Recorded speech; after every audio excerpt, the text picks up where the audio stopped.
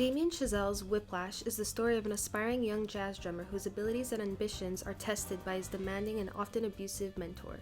The structure is reflected really nicely by continuously escalating the tension. It starts by Terrence asking Andrew to meet at Room B16 tomorrow morning, 6 a.m. After being out on a date, Andrew is late for his first class. This sets the tension, but when he gets to the class, no one is there. More tension. When he checks the room schedule, he realizes he's actually early. This creates a downbeat, or a release of tension, that might also leave viewers questioning why Terrence would tell Andrew to come this early.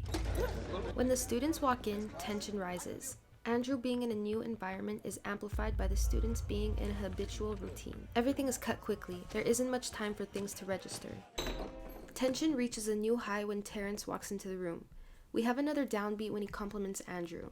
We got a squeaker today, people. The downbeat is important for storytelling because having moments of recovery makes the escalation more dynamic. The tension quickly rises again when Terrence humiliates a student and kicks him out of the class. Do you think you're out of tune?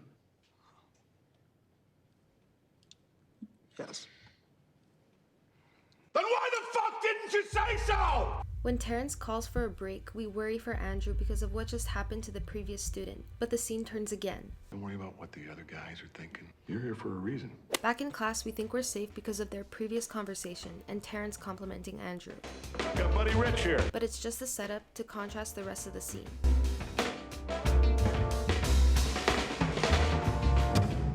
In this next scene, Terrence slowly fills up the frame to intensify the argument. 5, 6, and 5, 6, and As Terrence approaches, shots become shorter and shorter. Andrew stays seated as Terrence enters the frame. This also sets up the power dynamic between them. Andrew is always looking up at Terrence. In the movie's climax, Andrew accepts his position seated in order to prove himself. Here we get the first extreme close-up of Andrew's drums. He has an imposing look and power over Terrence. This high-angle shot gives focus on Andrew's eyes. Before Andrew has even begun playing, we know from these two shots that he is about to perform really well.